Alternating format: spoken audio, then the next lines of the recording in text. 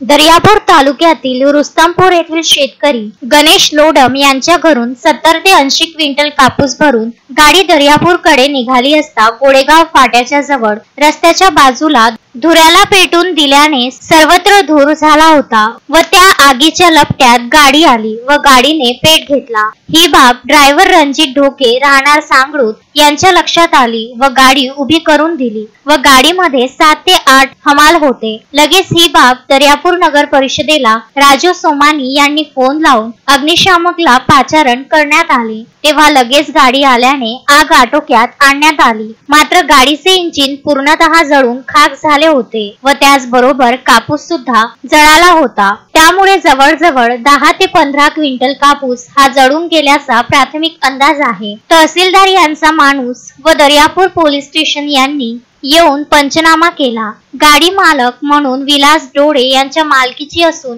गाडीचे इंजिन मात्र पूर्णपणे जळून खाक झालेले आहे। रोडच्या साईडला गोडेगावच्या समोर पूर्ण गाडी कसर पेटलेलं आहे, म्हणजे साईडला त्या साईडला पेटलं असल्याच्यानं मी अकोल्याच्या इकडून दर्यापूरसाठी गाडी घेऊन येत होतो। तिकडून येता एकदम गाडीची लपेट आली, म्हणजे गाडीवर लपेट आली याची आपल्या आगीची। तर आगीची लपेट आली, आम्हाला काही माहीत नव्हतं। आम्ही सरळ गाडी चालवत असताना आम्हाला समजून पूर्ण दिसत नव्हतं एवढा धुवा होता पेटलेला। पण आम्ही थोडी गाडी डाऊन केली, तर गाडी डाऊन केली, मी माणसं उतरवले तर गाडी मागून मागच्या साईडनं पूर्ण त्या याच्यानं आग लागली होती। गाडी साईडनं पेटलेल्याच्या याच्या जाणं गाडी कचऱ्या जाणं। तर मग मी गाडी पाहिली तर मला वाटलं बा इकडे अतिनं जाग्यावर जर गाडी ठेवली असताना गाडीला पेटली असती। पण मी थोडी गाडी समोर आणली, गाडी समोर येपर्यंत इकडे अग्निशामक येपर्यंत गाडी मी पोहोचलो होतो।